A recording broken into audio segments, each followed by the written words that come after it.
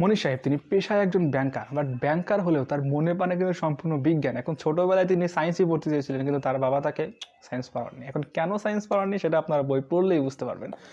এই মনির সাহেবের মাঝে মধ্যেই কিছু অদ্ভুত অদ্ভুত চিন্তাভাবনা তার মাথায় চলে আসে। কীরকম? যেমন ধরুন, মশাদের জন্য ব্লাড ব্যাংক। তিনি চেয়েছিলেন যে মশারা যে মানুষের শরীরে ঢুকে ঢুকে যে রক্ত খায়, এটা তিনি পছন্দ করতেন না। তিনি চাইলেন যে প্রত্যেকের ঘরে ঘরে একটা ব্লাড ব্যাংক থাকবে এবং ওই ব্লাড ব্যাংকে মশাদের জন্য রক্ত রেখে দেওয়া হবে। এ পজিটিভ রক্ত, বি পজিটিভ রক্ত, মানে বিভিন্ন গ্রুপের রক্ত রেখে দেওয়া হবে। মশারা আসবে, সেই ব্লাড ব্যাংক থেকে রক্তগুলো খাবে এবং রক্ত খেয়ে সেখান থেকে চলে যাবে।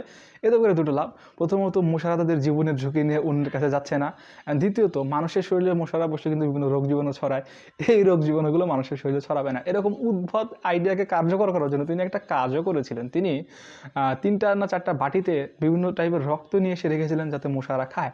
এখন সমস্যা কী হয়েছে, যখন তার এক প্রতিবেশী তার বাসায় বেড়াতে এসে দেখে যে তার টেবিলের উপর কয়েকটা বাটি রাখা এবং প্রত্যেকটা বাটিতে রক্ত, তিনি সবাইকে বলে বেরিয়েছেন মনির সাহেব নাকি এখন থেকে 3 বেলা রক্ত খান। অ্যান্ড এই বিষয়টা রুটে গিয়ে এমন একটা পর্যায়ে পৌঁছেছে যে মনির সাহেব নাকি রক্ত ছাড়া কিছু খানই না এবং বিগত 3 মাস তিনি রক্তই খেয়েছেন। কেউ কেউ আবার বলছে তিনি সকালে এ পজিটিভ রক্ত খান, বিকেলে বি পজিটিভ রক্ত খান। এই ধরনের উদ্ভট কর্মকাণ্ড তার সাথে হয়েছে।